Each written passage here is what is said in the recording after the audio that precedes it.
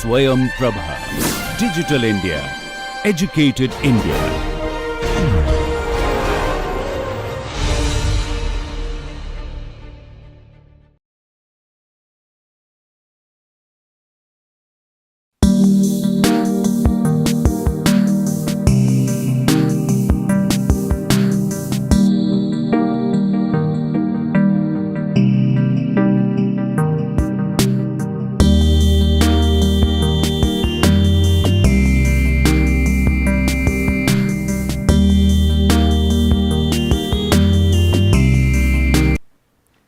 I welcome you once again to this course on flow through porous media.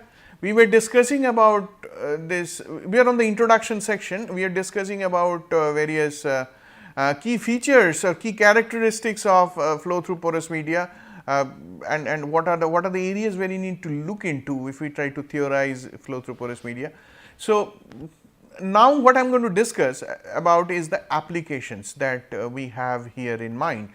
So, here we have the applications. If I try to look at it very quickly, one is I can see geophysical or geochemical flow, hydrology, hydrocarbon recovery, subsurface sequestration, contaminant transport, in situ leaching. So, lot of these terms, they are related to geological or geophysical reference. These are basically related to extracting some useful materials from underground reservoirs, from mother earth basically in various forms, and also sequestering whatever we do not need and whatever we cannot keep on the surface of the earth, we are putting it below the surface. So, first section, that first bulleted point is mostly about reservoir scale flow of porous media. The second bulleted point I can see here is filter, adsorbent, catalyst, membrane and electrode. There could be more such examples. I mean, I just picked up some of them here. These are some of the engineered materials that we are using every day in a very traditional sense. We have been using for some time. These materials are extremely important to us as engineered material. What are the uses of them? I will discuss this in a moment. And the third category that I put here is biomaterials, which is basically implants that is put inside human body for various purposes. Then grafts in the form of skin graft, bone graft, that means some additional appendage or some place where there is a loss of tissue material, the grafts are applied so that the tissue can grow around them. Then this tissue engineering process, which is the biomaterials, in this biomaterial area we have this subject called tissue engineering, where this flow through porous media is extremely important, and also drug delivery. So, these are some of the applications that I am going to touch upon. Obviously, there are more applications, as I pointed out that in the beginning itself, that every application will have some amount of flow through porous medium or transport through porous medium in some form or the other, but these are at least this came to my mind when I was putting together the slides, that much I can say. There are more applications possible. So, when it comes to geophysical or geochemical flow or hydrology, let us first look at a slide on hydrocarbon recovery. Okay. What we have here in this picture is, this is basically a picture of a soil, and you can see the porous nature here. If you put some water will percolate through this soil, and by you understand that this water percolates when the rainwater, it goes down, it percolates and settles in a reservoir from which we draw water. This rainwater is used for cultivation purposes. So through soil, rainwater percolates. So basically the mother earth, there is a major amount of porosity in the subsurface that we have here. So now one major application in this context is hydrocarbon recovery. Here in this picture you can see there is a picture of a oil well, okay, and this oil is drawn from here. Oil is held here by this impermeable shell clay.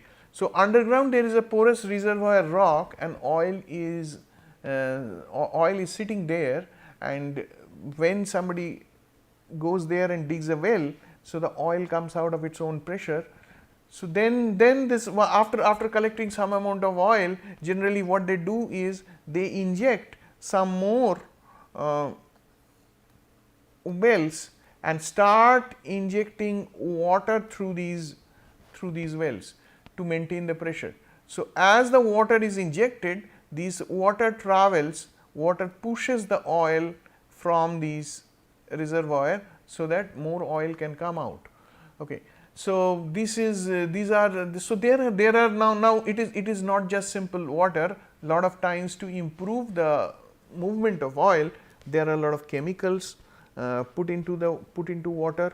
It may not be water, it may be a gas, it may be a miscible displacement, that means the gas mixes with oil.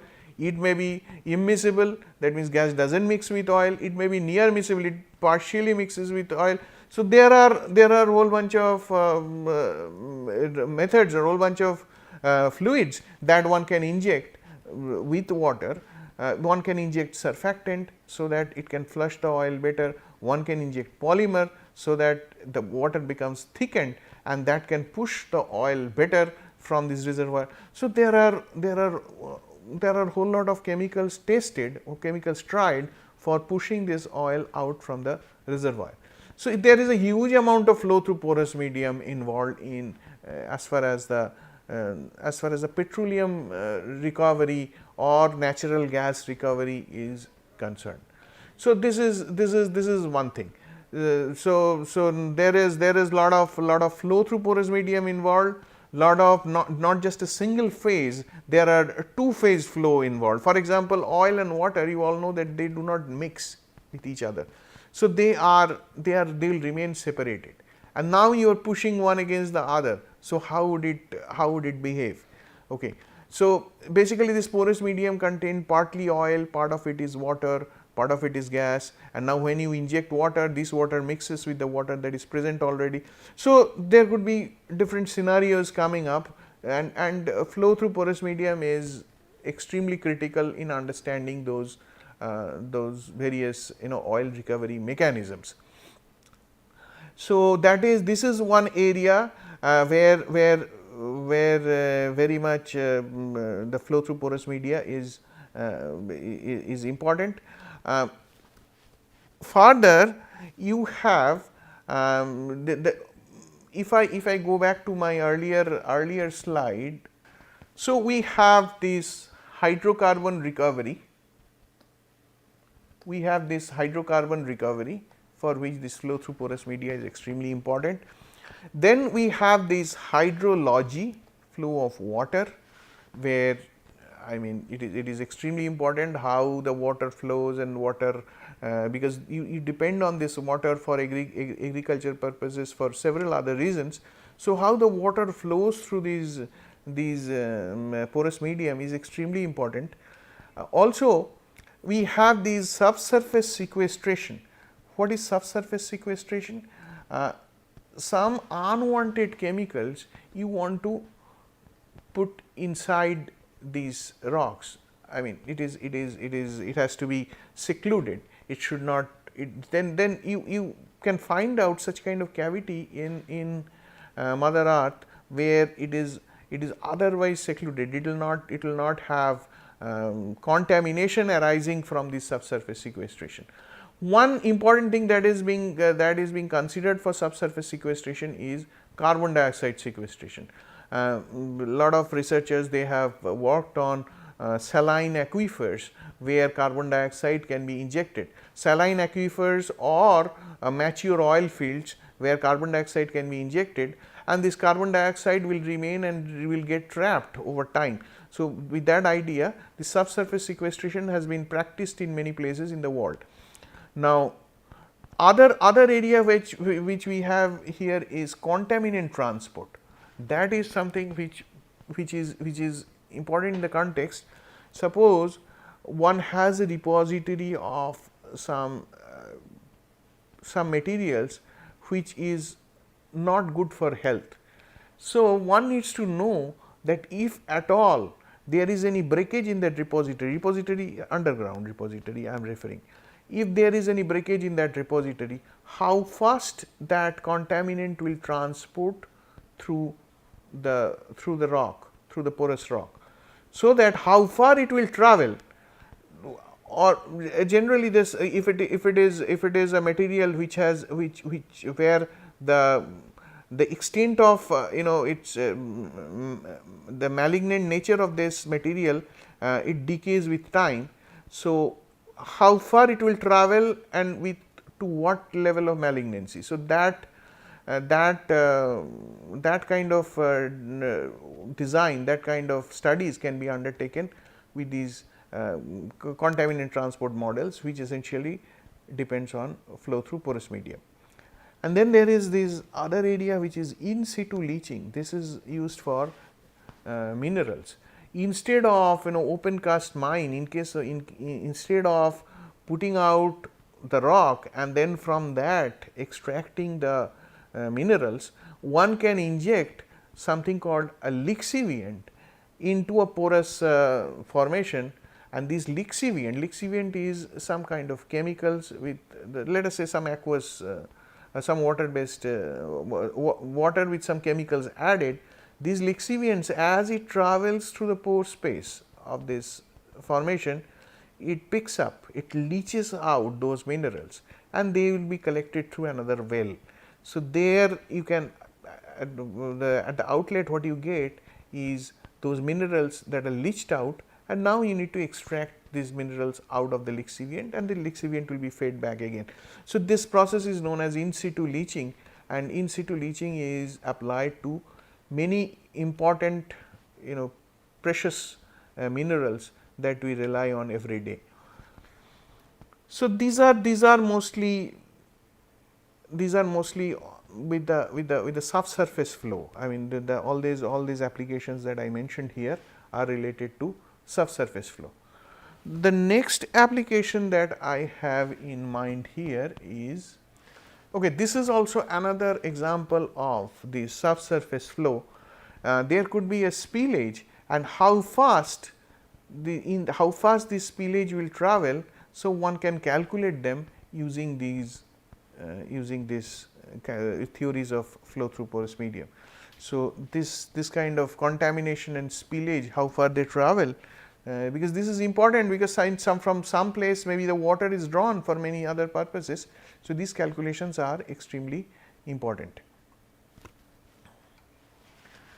Then that is the second category I had, all those engineered materials. Now, porous media can act as a filter. We have seen this kind of filter in our household. We have seen the household applications of these filters. This could be a simple sand pack, or this could be some filter cartridge. What you essentially see here is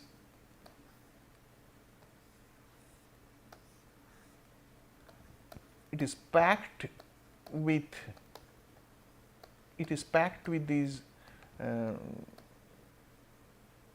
gravels, sand, or it could be a ceramic filter. So, there will be some amount of packing there. So, when there is a flow, if a the water containing some suspended solids, when they are flowing into this, these suspended solids, they are held up at the nook and cranny of these porous bed, and the water that comes out would be clean. This kind of model we have studied a lot of times in our school days, that where you have this kind of a pack and you see that contaminated muddy water you put and clean water comes out from the bottom. Now, you can put some finesse to it, you can control the pore size, how much you can filter, to what size you can filter. So, one can work on those. So, but essentially these kind of filters you can this we are using every day, and it can be done in a large scale. I mean, for example, it need not have to be just household. For example, if you go to an offshore oil and gas platform, there you will find that water that I said just now, that water has to be injected into an oil reservoir for oil to be pushed out. So, that water then of course, from an offshore oil platform, in an offshore oil platform, the water will be drawn from sea. Now, sea water has a lot of the suspended matters. So, you need a large filter to filter sea water. So, there this design of a filter and what would be, how the water would be spreading and what kind of packing one needs to use inside. So, these have to be very well designed, otherwise one cannot, the quality is very important. You are injecting into the porous medium, if it contains lot of suspended solids, they will go and plug the porous, plug the reservoir around the well, and so then the withdrawal of hydrocarbon would be a problem. So, this this kind of porous media, use of porous media as filter, we are all familiar with. So, there would be a feed from the top and the filtrate will come out from the bottom. Then when you need to clean this, because what time there would be collection of debris, what they do is they put the, now they reverse it, now they put water from the bottom and whatever material they collect from the top, that would flush out. This is called back flushing, backflow. So, using a backflow one can clean this porous medium. So, this is one way of working with these packed beds. Packed bed is used for other purposes also. Packed bed can help in developing contact between a liquid and a gas. Suppose I have a gas which is primarily air, which also contains some amount of sulfur dioxide, and I want to take out that sulfur dioxide before I leave that gas into the environment. So, that sulfur dioxide has to be removed. So, I would probably use some kind of aqueous chemicals, maybe simple water, to remove the sulfur dioxide. So, I need to bring this liquid, that aqueous solution, we have to bring in contact with the gas. So, how will you bring that contact? So, in that case, a packed bed serves the purpose, because around a packed bed the flow will be completely distributed. I mean, suppose there is a flow taking place. Suppose there is a flow taking place. So, it is the flow was coming in mass, okay, and then when it enters into the packed bed, the flow is being distributed here. This flow is split into several sections, and at each section gas will be then forced through these. So, I am talking about the counter current. Here in this picture it is co-current. So, basically the gas and liquid, they will be flowed side by side inside that small pore. We are talking about 1 micrometer or maybe 10 micrometer of the pore width. So, these two phases, they will be pushed into that small dimension. So, I am ensuring that they are having intimate contact with each other, so that the mass transfer takes place or the absorption takes place. That contacting was, we could have arranged that contacting. The other way of doing this contacting is put the gas and the liquid and stir it, or make sure that the gas bubbles uniformly over this liquid. One has to, there should be some way to bring the two phases in contact. You have to split the two phases, and then so that they can come in contact with each other, and that is possible once you put these two in a packed bed, as I pointed out here. So, so there would be use of this packed bed for this kind of absorption purposes. Packed beds are, this porous media, these are used for different other applications also. For example, there are these kind of porous ceramics or porous building materials that are available, so that if they are used, the air inside will be trapped, and that air being non-conducting for heat. So, this will act as thermal insulation. So, there are a lot of engineered materials which are made porous intentionally, so that one can have thermal insulation, for example. Similarly, there are the porous materials are used as catalyst.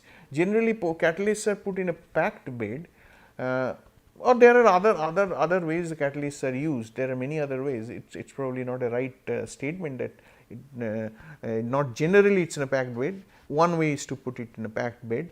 Here there is a picture of a monolith of catalyst which is used in the in treating the effluent gas from an automobile. So, this is basically a monolith through which the gas will flow.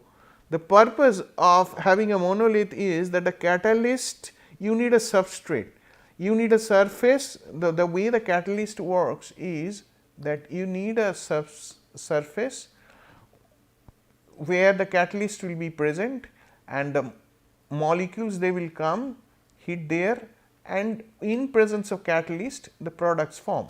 So, one has to distribute this catalyst material. So, there are ways to do this. It could be a monolith with, there are capillaries present inside, and there is a wash coat of catalyst. So, there will be a catalyst layer as inner wall of these capillaries in this monolith. So, as the gas flows through this capillary, it comes in contact with the capillary and there could be reaction happening. There are other ways to do it. One can form catalyst pellets. So, catalysts are put like in the form of a tablet and they are put inside a packed, inside a bed. So, these are all catalyst pellets and the gas can flow through these and then it comes in contact with the catalyst pellet, and then there are there are ways to do things here. So, this kind of porous structure or flow through porous structure is very important in the context of catalyst design or reactor design, where reactor contains catalysts. I have given a picture of monolith through which these gases will flow, the automobile exhaust will flow, so that one can take out the unwanted gases from here, or convert the unwanted gases to more benign gases. Similarly, here this is an application. This is an application. This picture shows an application of a membrane. Membrane, here you can see that these, here we have various different entities flowing on this side of the membrane, and membrane has certain holes through which only these entities could pass through, but these large red ones, they could not pass through the membrane. So, this is not exactly a filter, there is a slight difference. These are working, first of all, these dimensions are much smaller than a filter. It is definitely not 1 micrometer or 10 micrometer. These dimensions are much smaller, and the transport mechanism is not just straining. It is not just straining as you apply straining in straining tea leaves. It is not that. There are other mechanisms to this transport involved, but I want to point out that this type of membrane, this type of engineered materials are used in many different applications nowadays, and to understand the transmission of some of them through this membrane and stoppage of some others through this membrane, one needs to understand flow through porous medium, because after all these membrane materials are porous materials. There are other materials available which is, for example, the picture that we have here, these materials are called carbon gel. These materials start with some kind of hydrogel material.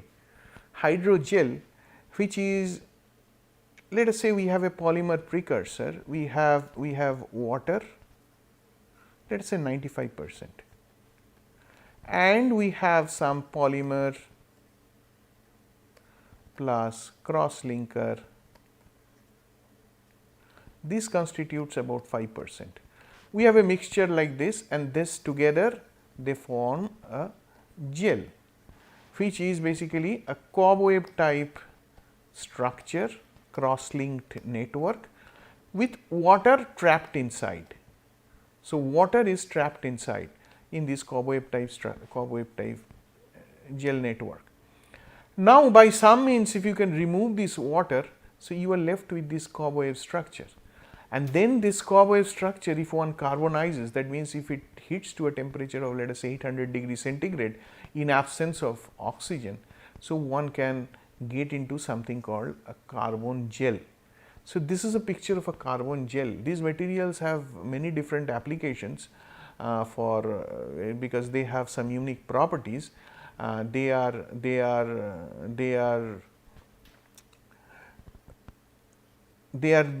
given different names, zero gel, aerogel and all these things. Now, these carbon gels, one major application of this carbon gel is in the use of fuel cells. The electrode here has to be porous. This is the electrode, this is the other electrode, and they have to be porous, because there would be, first of all, there has to be pores through which ions will transport, ions will go to the surface, and also some gases needs to travel through them. So, one has to have a porous electrode like this. So, one needs to have a very precise pore size distribution in them, and for the purpose of these electrodes, you can see many different carbon materials are very common. Activated carbon, different forms of carbon are very common as electrode material for these type of applications. And here this has to be a very porous material, engineered perfectly to keeping this application in mind. One has to certain say oxygen has to travel, say the ions have to go inside, and the resistance to these kind of flows should be least. So, in for these type of applications, one has one has this kind of aerogel or zerogel material. The next application that I have in mind here is the biomaterials. Now, this is a picture of a picture of a tissue cell. You can see it is highly porous. In fact, human body is known to be highly porous. It is, for a kid, it is even more porous.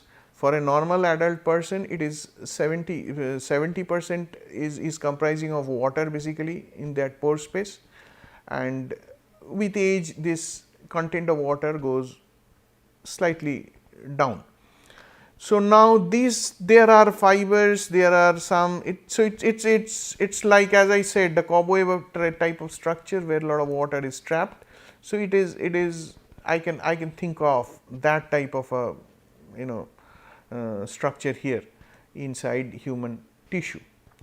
Now, if somebody wants to mimic this tissue, one has to come up with this kind of a cobweb type structure where water can be trapped, number one, and number two, they need to be functionalized. For example, somebody has lost a tissue, so one can fit this cobweb type structure there, and some functionalization has to be there so that they can attract the matrix forming cells, so that matrix can start building in those locations. The body can build its own tissue around those locations, and as the tissue grows, one would expect that the cobweb type structure that you have put from externally, you have put inside there, so that also has to degrade with time. So, one has to put some kind of biodegradable matrix of similar form as I mentioned here, as I showed here. So, one has to create that kind of porous medium first of all, and one has to understand how flow takes place, because one applies stress, one applies some kind of water pressure, and water travels through these, aqueous medium travels through these. So, how they travel through this kind of medium. So, these are some of the fibers they have generated, to construct this kind of synthetic so to say, these are made of biomaterials. These are generally sourced from naturally occurring biomaterials, biopolymers. So these gel material, they will form a structure something very similar to a tissue, and on top of that there would be some amount of functionalization on the surface made, so that they can form that they can generate that they can generate these the tissue by assembling the matrix forming cells.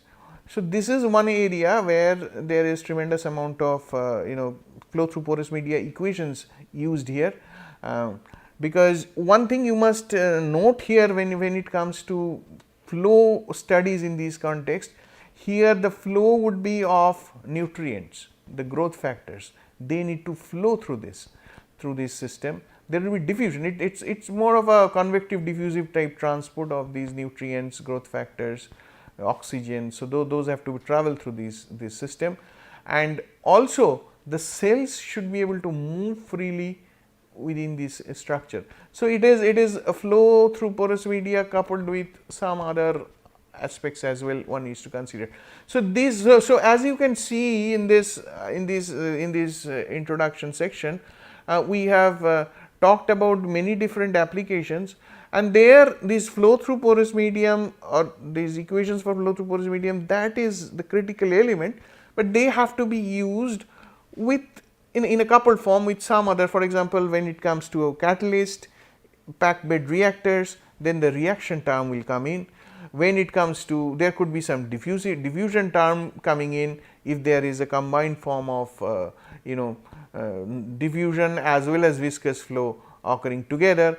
So in down the line, as we continue, as we work with these theories, we have to keep this in mind, that our real life applications would be flow through porous media coupled with few other physicochemical processes, which we need to keep track of as well. So that is all I had for this lecture, and I will continue the flow equations from the next lecture onwards. Thank you for today.